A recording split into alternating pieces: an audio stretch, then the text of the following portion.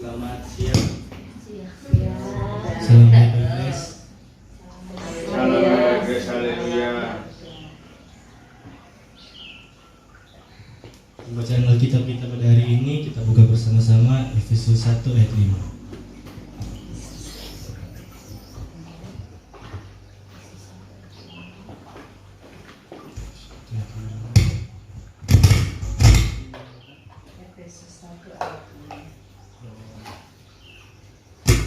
Jika sudah dapat, mari kita bangkit berdiri.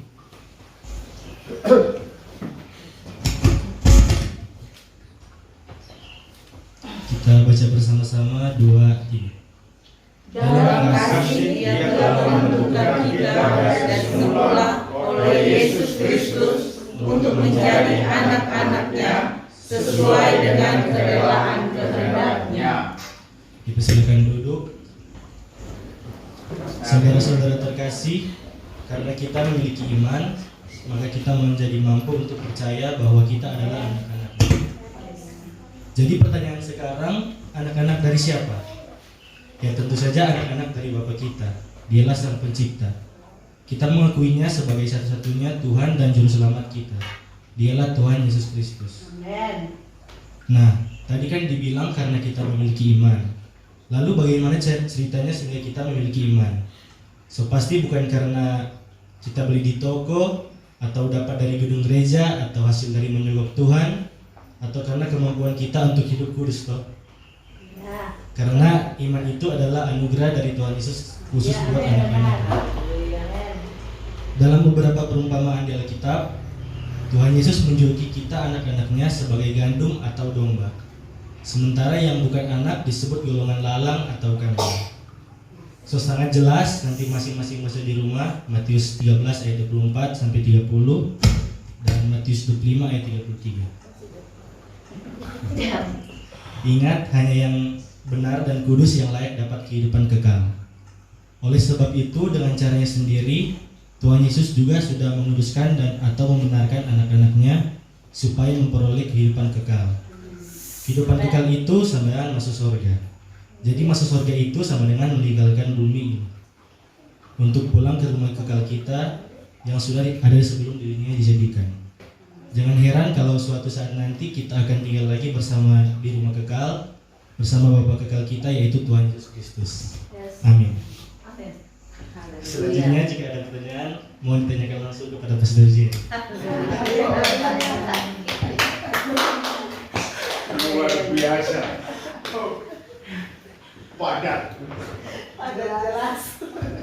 Padat jelas, tegas. Nyapa kusidu kok ini. Pokoknya cuma mau tanya siapa yang atur tuh redaksi. Luar biasa. Ini ada Deon di sini kan. Eljer, sudah contoh Kenso. Ya, luar biasa penegasan ini tentang anak-anaknya. Ya, memang kita adalah anak-anaknya. Ini bukan karena usaha kita menjadi anak-anaknya, ya. Tetapi karena kasih karunia, pemberian dengan cuma-cuma kita diangkat menjadi anak-anaknya. Anak-anaknya ini siapa? Anak-anaknya. Ya. Ini adalah anak-anak dari Yesus Kristus, Bapa kekal kita. Bukan karena usaha kita. Coba tolong baca di Efesus pasal 2 ayat ke 8 ya. 9 sampai 10.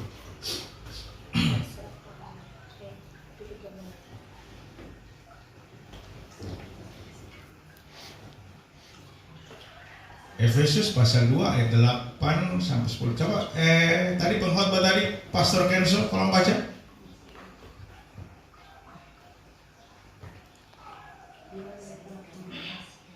Efesus 2. Ya. Sebab karena kasih karunia kamu diselamatkan oleh iman. Itu bukan hasil usahamu, tetapi pemberian Allah. Itu bukan hasil pekerjaanmu. Jangan ada orang yang membanggakan diri. Karena kita ini buatan Allah, diciptakan dalam Kristus Yesus untuk melakukan pekerjaan baik yang dipersiapkan Allah sebelumnya. Ia mau supaya kita hidup di dalamnya. Amin. Ya. Jadi Alkitab menegaskan bahwa karena kasih karunia kamu diselamatkan, atau karena kasih karunia kamu diangkat sebagai anak. Ya. Ini ada di dalam Efesus pasal 1 ayat yang kelima. Tadi yang dibaca ya? Ya. Dalam kasih ia telah menentukan kita. Ya, determinasi. Ya. Dia telah menentukan kita di dalam kasih. Alasannya apa? Tidak ada. Alasannya ya kasih. Alasan logisnya apa? Tidak ada. Ya. Karena Alkitab menggambarkan bahwa kita sudah mati di dalam dosa. Kita mewarisi dosa. Anda mau setuju, dan banyak orang memang tidak setuju bahwa dosa Adam diwariskan kepada kita. Ya memang begitu. Ya. Memang begitu. Karena hukum pertama di dalam Taman Eden itu, pada waktu kamu makan, kamu pasti mati. Ya, itu kata maut itu mati dalam bentuk kata kerja yang tidak selesai. Sampai hari ini semua yang terhisap di dalam garis keturunan Adam itu mati karena pelanggaran-pelanggaran yang dilakukan oleh Hawa dan Adam. Memang mesti sebut Hawa lebih dulu.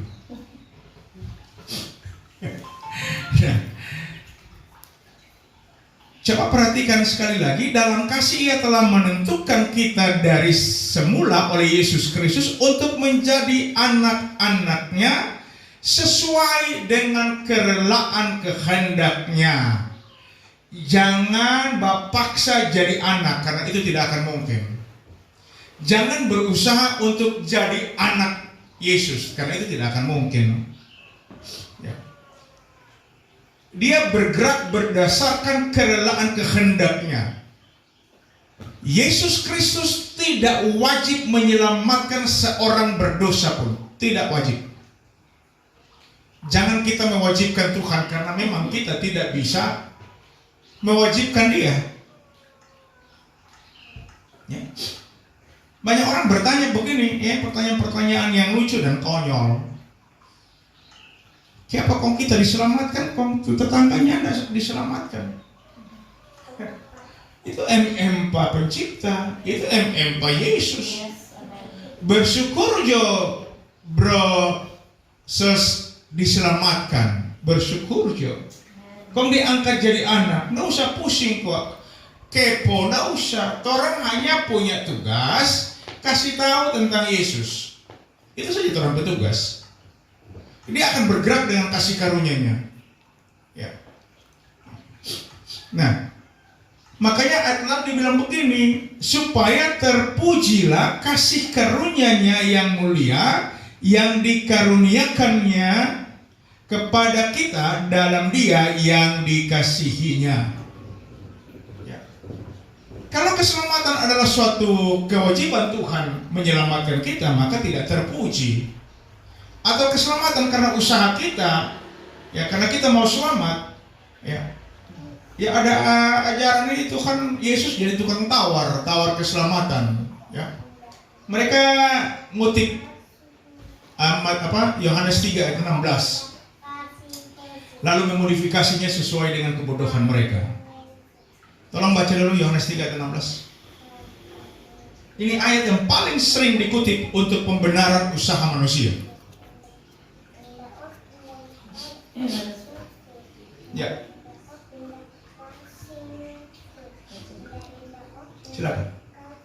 Yohanes 3 ayat 16. Karena begitu besar kasih Allah karunia ini, sehingga Ia telah mengaruniakan anaknya yang tunggal, supaya setiap orang yang percaya kepadanya tidak binasa, melainkan beroleh hidup yang kekal. Nah, tolong perhatikan, ada modifikasi sedikit. Karena begitu besar kasih Yesus Kristus, ya, Allah Yahweh kepada dunia ini, maka dikaruniakan anaknya yang tunggal, dirinya sendiri. Ada ayat lain mengatakan Tuhan Yahweh memperdamaikan dunia dengan dirinya sendiri. Ya, dia itu, ya. Sehingga dikaruniakan yang tunggal supaya itu jelas kan, setiap orang. Perhatikan, setiap orang yang percaya, bukan yang mau percaya. Orang harus belajar gunakan akal pikiran kita supaya kita tidak latahan. Tidak ada tulis itu yang mau percaya.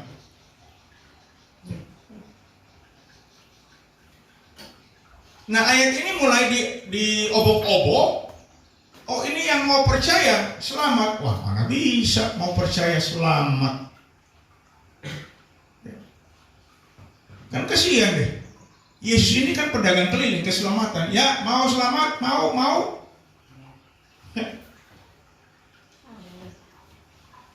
Ya kita mau. Tuhan, tolong catatnya kita penamai. Ya sudah, dicatat. Nah, nanti 20 tahun kemudian Tuhan kita semua bosan. Terlalu banyak acara terlambat terus kita ibadah sama dengan ini. Ibadah terlambat terus. Ya. Coba kalau Tuhan pakai bersyarat, abu tuh orang, dodika tuh orang. Jadi kalau keselamatan itu pakai syarat, nah, ramai tuh orang ini. Yang dilimpahkannya kepada kita dalam segala hikmat dan pengertian, sebab ia telah menyatakan rahasia kehendaknya kepada kita sesuai dengan rencana kerelaannya, yaitu rencana kerelaan dari semula yang telah ditetapkannya di dalam Kristus.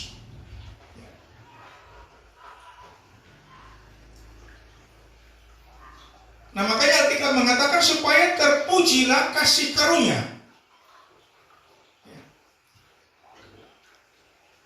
Jadi kita diangkat menjadi anak. Orang ini sebenarnya kalau mau ikut dia punya struktur, ya, status, itu orang ini anak kedua. Karena Israel anak pertama. Anak sulung. Nah, nanti pada ini janji firman, pada tingkat tertentu kita akan diangkat juga menjadi setara anak-anak sulung. Yang membedakan kita dengan Israel apa?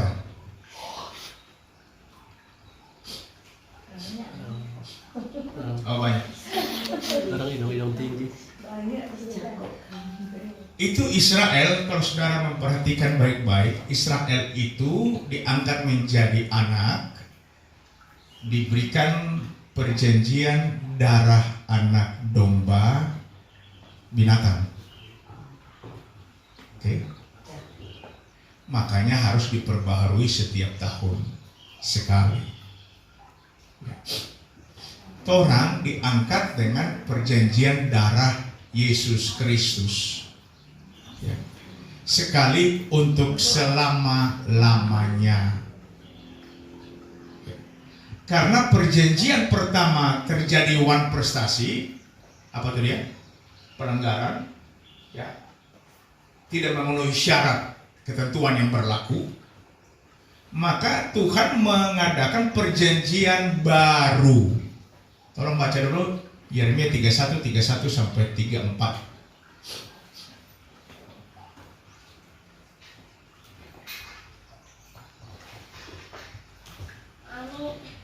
Hari ini kita kembali akan memperingati tentang pengorbanan Kristus Yesus yang sempurna sekali untuk selama-lamanya. Itu diperintahkan oleh Yesus Kristus sendiri. Memperingati tentang pengorbanannya yang luar biasa, supaya kita tidak meremehkan kasih karunia-Nya. Tolong dibaca Yeremia 31. Oke, kalau dia sudah dapat silakan.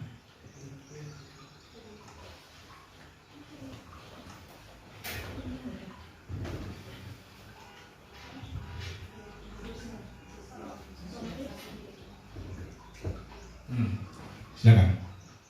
Sesungguhnya akan datang waktu yang demikian Demikianlah firman Tuhan, aku akan mengadakan perjanjian baru dengan kaum Israel dan kaum Yehuda, bukan seperti perjanjian yang telah kuadakan dengan nenek moyang mereka pada waktu aku memegang tangan mereka untuk membawa mereka keluar dari tanah Mesir. Perjanjian itu telah mereka ingkari meskipun aku menjadi Tuhan yang berkuasa atas mereka. Demikianlah firman Tuhan. Tetapi beginilah perjanjian yang kuadakan dengan kaum Israel sesudah waktu itu. Demikianlah firman Tuhan, aku akan menaruh Tauratku dalam batin mereka dan menuliskannya dalam hati mereka. Aku akan menjadi Allah mereka dan mereka akan menjadi umatku. Ya, luar biasa. Perjanjian baru. Kenapa terjadi perjanjian baru? Karena perjanjian lama dikhianati. Itu saja, praktisnya saja. Kenapa perjanjian lama dikhianati? Karena perjanjian dibuat atas dua orang bersepakat. Ya. Mulai dari Abraham, Tuhan bilang mesti sunat. Kalau tidak sunat, keturunanmu akan dikutuk, dapat hukuman. Nah, itu perjanjian kedua belah pihak dan terjadi one prestasi. Nah, tetapi kalau saudara membaca teliti ya, sekali lagi teliti, ini ada beberapa ayat dalam perjanjian baru. Ya. Alkitab mengatakan bahwa oleh darah Yesus terjadi perjanjian sepihak atau perjanjian baru. Ya. Tetapi yang luar biasanya di dalam Lukas 22 dibilang begini, cawan ini adalah perjanjian baru oleh darahku. Ya. Korintus, Paulus mengatakan bahwa perjanjian baru dimeteraikan oleh darah Yesus Kristus. Ini menjadi keabsahan dari sebuah perjanjian yang tidak bisa diganggu gugat. Orang ulang Ibrani 7 ayat 21 dan 25 atau 22 tolong.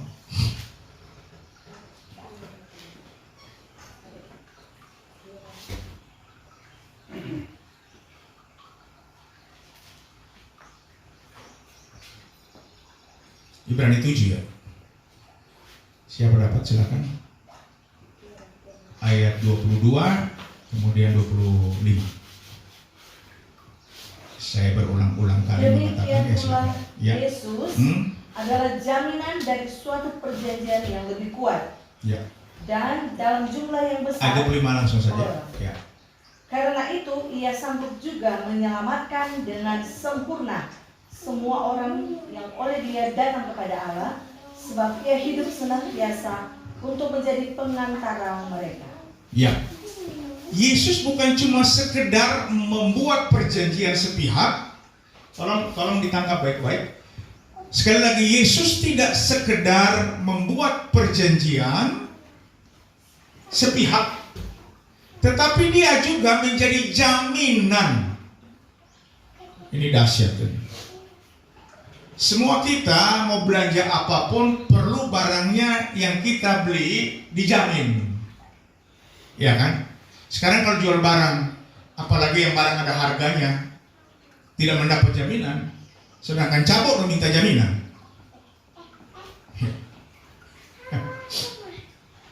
Jadi segala sesuatu yang berharga bernilai itu perlu dijamin. Nah, Yesus Kristus tidak sekedar menyerahkan tubuh untuk dicabik-cabik dan nyawa atau darahnya yang keluar ya, sebagai suatu bentuk perjanjian baru, tetapi dia sendiri menjamin. Nah, ayat 25 Alkitab memberikan penegasan sekali lagi bahwa apa? Oleh karena itu, ia sanggup juga. Dalam bahasa aslinya, ia berkuasa juga menyelamatkan kita dengan sempurnanya orang-orang yang sudah dipanggil karena kasih karunia.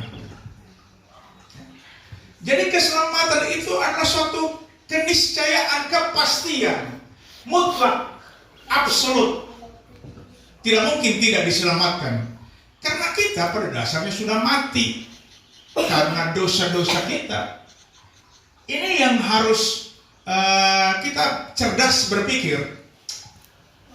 Kalau Anda membaca Yohanes 3 ayat 16 tadi, kemudian mengira bahwa Anda cukup mampu untuk menerima tawaran keselamatan itu, sekali lagi Yohanes 3 ayat 16 yang telah dimodifikasi sesuai dengan selera pengkhotbah. Mari kita berpikir, kalau Anda cukup mampu menerima tawaran kasih karunia itu, maka bacalah Efesus pasal 2 ayat 1 sampai 4. Tolong dibaca. Ini penegasan supaya kita sadar diri, tahu diri, ya. Jangan terjebak dengan arogansi. Kita sudah mati tetapi masih sombong. Tolong dibaca. Efesus pasal 2.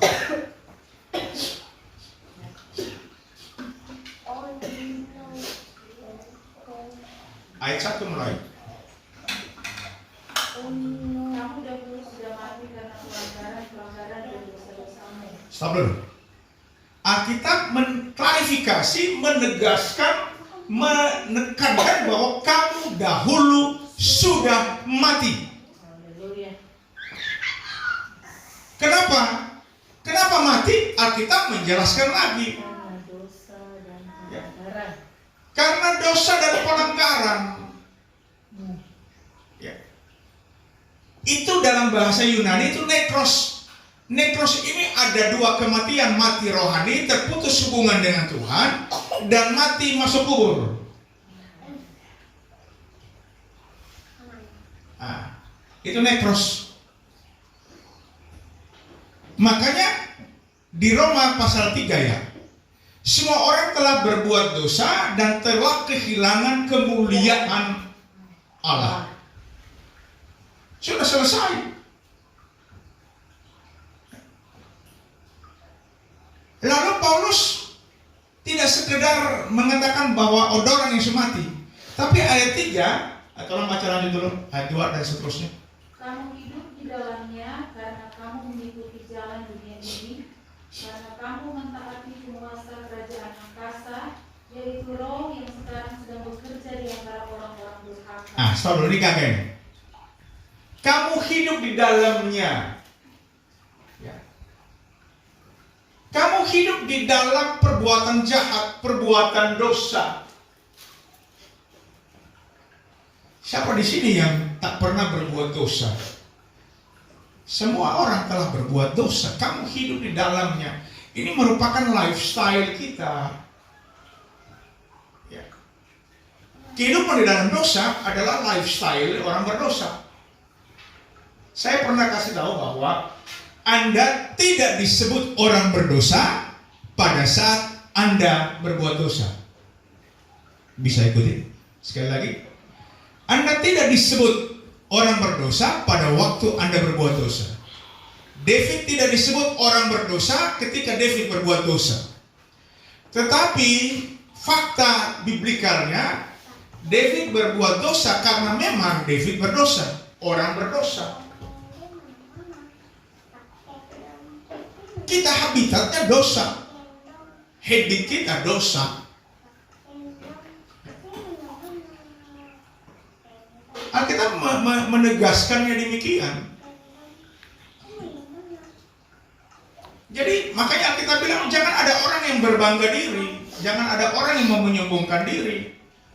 Yesus kok bukan sekedar bukan juru selamat, juru tawar keselamatan. Nah ini berbahaya, ini penyesatan. Lanjut. Sebenarnya dahulu kami semua juga terhitung di antara mereka ketika kami hidup di dalam hawa nafsu daging dan menuruti kehendak daging dan pikiran kami yang jahat. Pada dasarnya kami adalah orang-orang yang harus dimurkai sama seperti mereka yang lain. Tetapi Allah yang kaya dengan rahmat oleh karena kasih-Nya yang besar yang dilimpahkannya kepada kita telah menghidupkan kita bersama-sama dengan Kristus, sekalipun kita telah mati oleh kesalahan-kesalahan kita, oleh kasih karunia kamu selamat. Amin. DP kata kunci oleh karena kasih karunia kamu diselamatkan. Ya. Allah Yahweh Yesus Kristus yang kaya dengan rahmat. Ya. Dalam bahasa Yunaninya apa ya? Plouto. Ya. Itu kayanya tidak ada batasnya, tidak ada ujungnya. Ya.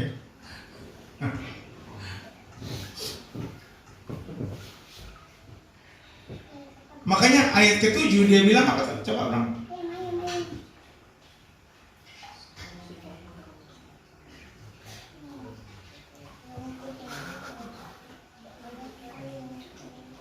Ayat 7.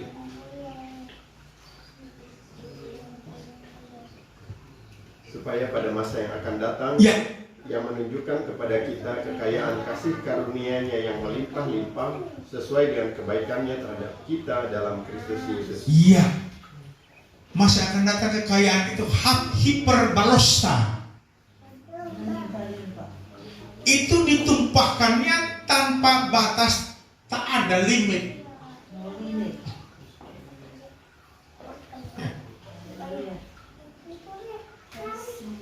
Dia menunjukkan bahwa kasih karunia itu tiada tandingannya. Cobalah kita mulai mengoreksi atau memeriksa diri kita. Kalau Tuhan hitung-hitung, oh kesian, orang mau kemana tuh orang ini? Kalau Tuhan pakai syarat, apa yang dapat kita tunjukkan untuk memenuhi syarat? Nah ada. Ya. Jadi janganlah jadikan Yesus Kristus penawar keselamatan keliling kampung.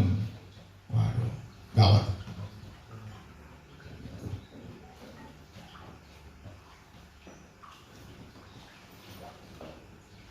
Ini bukan mas tukang jual sayur keluar masuk di Semitra sini pakai bel titit, oh ada sayur lewat. Nanti Yesus berjalan-jalan keliling, orang yang minta ya sama dengan mas-mas sayur, titit, ayo ada yang mau selamat, tolong daftar.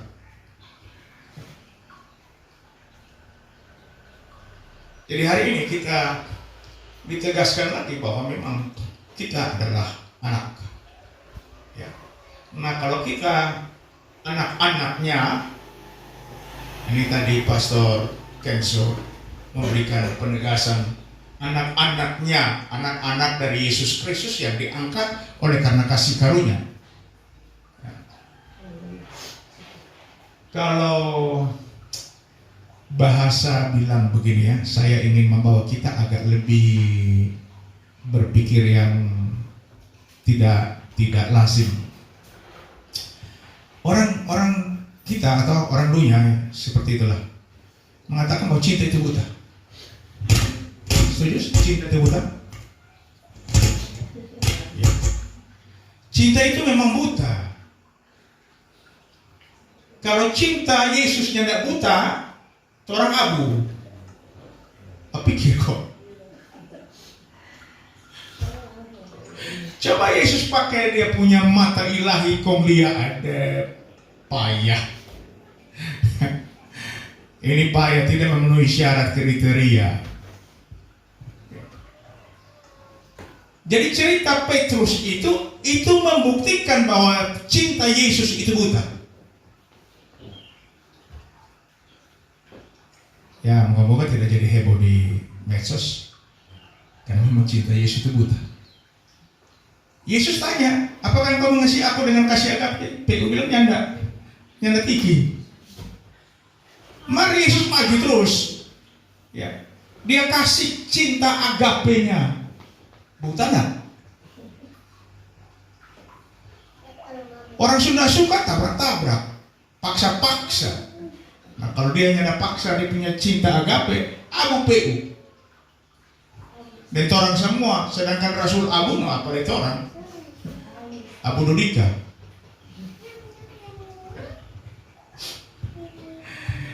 Jadi luar biasa, Yesus tanpa alasan mengangkat kita jadi anak-anaknya. Kalau mau berpikir tentang kasih agapau atau agape, memang orang selalu tidak tinggi. Ya. Terima saja, mengucap syukur saja bahwa dari semua orang kita adalah orang-orang pilihan. Ya.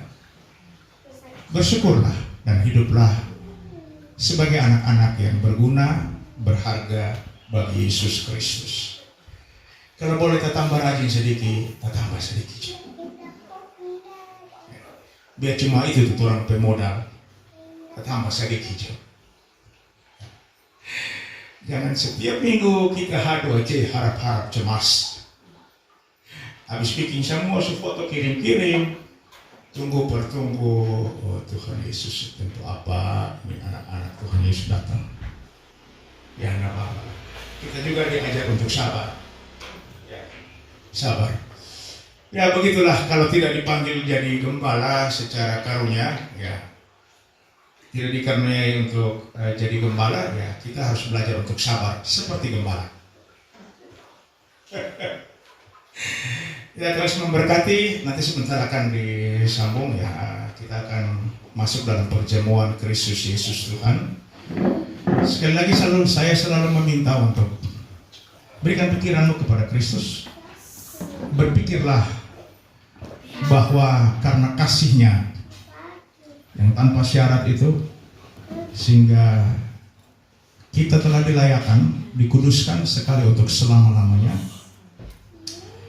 Kita telah dibenarkan sekali untuk selama-lamanya. Dan kita diajar ataupun diajak untuk memperingati pengorbanan Kristus Yesus Tuhan. Tubuhnya tercabik-cabik untuk menguduskan kita dari semua perbuatan-perbuatan dosa kita, dan darahnya ditumpahkan untuk memeteraikan kita sebagai tanda miliknya, tidak akan pernah dibatalkan. Kehidupan Kristus telah diserahkan untuk menggantikan kehidupan kita, ya. Sehingga terjadilah suatu pertukaran yang tidak seimbang. Telah terjadilah yang namanya imputasi. Ya. Kita akan baca ya, nanti setiap bulan nanti saya akan baca bagi kita semua Yesaya 58 supaya kita bisa sama-sama mengingat-ingatnya kembali. Ini alasannya. Yesaya 53 maksudnya.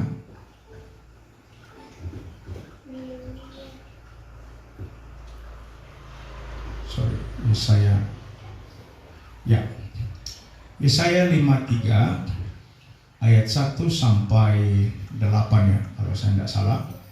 Kita akan baca nanti bersama-sama, atau ayat 9 ya. Ini ada berapa banyak ayat ini? Sampai berapa? 15 kan? Oh 12 cuma ya, sorry 12.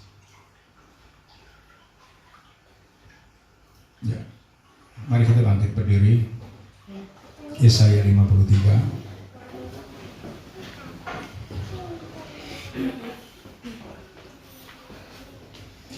Tetap jaga pikiranmu untuk Kristus Yesus Tuhan. Saya akan membaca ayat 1 dan saudara akan lanjut ayat 2 dan kita bergantian sampai ayat yang terakhir dari pasal 53 Yesaya. Demikianlah firman Tuhan, siapakah yang percaya kepada berita yang kami dengar dan kepada siapakah tangan kekuasaan Tuhan dinyatakan? Sebagai karung ia tumbuh di hadapan Tuhan, dan sebagai tunas dari tanah kering, Ia tidak tampan dan sebarangnya pun tidak ada sehingga kita memandang dia, dan apapun tidak sehingga kita menginginkannya.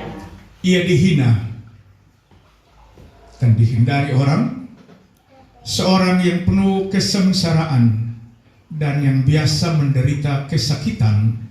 Ia sangat dihina sehingga orang menutup mukanya terhadap dia, dan bagi kita pun dia tidak masuk hitungan. Tetapi sesungguhnya penyakit kita yang ditanggungnya, dan kesengsaraan kita yang dipikulnya. Padahal kita mengira dia kena tulah, dipukul dan ditindas kalah. Tetapi dia tertikam oleh karena pemberontakan kita, dia diremukkan oleh karena kejahatan kita. Ganjaran yang mendatangkan keselamatan bagi kita ditimpakan kepadanya, dan oleh bilur-bilurnya kita menjadi sembuh. Kita sekalian sesat seperti domba, masing-masing kita mengambil jalannya sendiri, tetapi Tuhan telah menimpakan kepadanya kejahatan kita sekalian. Dia dianiaya, tetapi dia membiarkan diri ditindas dan tidak membuka mulutnya, seperti anak domba yang dibawa ke pembantaian, seperti induk domba yang keluh di depan orang-orang yang menggunting bulunya. Ia tidak membuka mulutnya. Sesudah bertahan dan berhukuman ia diambil, dan tentang nasibnya siapakah yang memikirkannya? Sungguh ia terus dari negeri orang-orang hidup, dan karena pemberontakan umatku ia kena tulah. Orang menempatkan kuburnya di antara orang-orang fasik, dan dalam matinya ia ada di antara penjahat-penjahat. Sekalipun ia tidak berbuat kekerasan dan tipu tidak ada dalam mulutnya. Tetapi Tuhan berkehendak menolongkan dia dengan kesakitan. Apabila ia menyerahkan dirinya sebagai korban penebus salah, ia akan melihat keturunannya, umurnya akan lanjut, dan kehendak Tuhan akan terlaksana olehnya. Sesudah kesusahan jiwanya, ia akan melihat terang dan menjadi puas, dan hambaku itu sebagai orang yang benar akan membenarkan banyak orang oleh hikmatnya, dan kejahatan mereka dia pikul. Sebab itu aku akan membagikan kepadanya orang-orang bersalah sebagai rampasan, dan dia akan memperoleh orang-orang kuat sebagai jarahan, yaitu sebagai ganti karena dia telah menyerahkan nyawanya ke dalam maut, dan karena dia terhidup di antara pemberontak-pemberontak, sekalipun dia menanggung dosa banyak orang dan berdoa untuk pemberontak-pemberontak. Tuhan Yesus memberkati. Mari kita tetap mempersiapkan pikiran kita, tetap berjaga-jaga. Kita akan mengikuti perjamuan Kristus Yesus, memperingati pengorbanannya yang sempurna bagi saya dan saudara. Saya mengundang dengan kasih Kristus dua pastor Erik, Pastor Pak Gembala, ya, Pastor Semli,